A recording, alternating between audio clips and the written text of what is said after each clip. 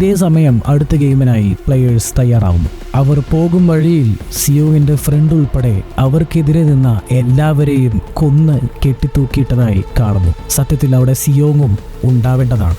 ശേഷം blue ball, red ball എന്നിങ്ങനെ 2 ബോളിന്റെ അടിസ്ഥാനത്തിൽ 2 ടീമായി അവരെ തരംതിരിക്കുന്നു. ഇതിൽ ബ്ലൂ ബോൾ കിട്ടിയ ടീമിനോട് 2 മിനിറ്റിനുള്ളിൽ നിങ്ങൾ കാണുന്ന കവാടത്തിന്റെ ഉള്ളിൽ കയറി ഗെയിം കഴിയുന്നവരെ ഒളിച്ചിരിക്കുക, അല്ലെങ്കിൽ നിങ്ങളുടെ കൈവശമുള്ള കീ ഉപയോഗിച്ച് അവിടെയുള്ള രഹസ്യ വഴി കണ്ടെത്തി പുറത്തു കടക്കാം. പക്ഷേ എല്ലാ ഡോറുകളും പുറത്തേക്കുള്ള വഴിയല്ല. ഒരു ഡോർ തുറന്നു കഴിഞ്ഞാൽ അത് പിന്നെ അടയ്ക്കാൻ സാധിക്കില്ല. അതുപോലെ നിങ്ങളുടെ കയ്യിലുള്ള കീയുടെ അഗ്രഭാഗം ചതുരം, ത്രികോണം, വൃത്തം എന്നിങ്ങനെ 3 ആകൃതിയിലായിരിക്കും. ഇതേ സമയം റെഡ് ബോൾ കിട്ടിയ ടീമിനോട് അവർ പറയുന്നു, നിങ്ങൾക്ക് ബ്ലൂ ബോൾ കിട്ടിയ ടീമിനെ കൊല്ലാം. അപ്പോൾ അതിലുള്ള ചിലർ ഇങ്ങനെ പറയുന്നു, അവരുടെ കയ്യിൽ കീ ഉണ്ട്, അവർക്ക് ഒളിക്കാൻ ആവശ്യമായ സ്ഥലമുണ്ട്, ഞങ്ങളുടെ കയ്യിൽ എന്തുണ്ട്, ഞങ്ങളുടെ വെറും കൈ കൊണ്ട് അവരെ എങ്ങനെ കൊല്ലാനാകും? ന്യായമായ ആവശ്യമായതിനാൽ ഒരു കത്തി സമ്മാനമായി കൊടുക്കുന്നു. ഇതേ സമയം ആ അമ്മയും മകനും വ്യത്യസ്ത ടീമിലാവുന്നു. അതുപോലെ പ്രഗ്നന്റ് ആയ നമ്മുടെ ജോയും അവളുടെ കാമുകനും വ്യത്യസ്ത ടീമിലാകും. റെഡ് ടീമിലുള്ളവർക്ക്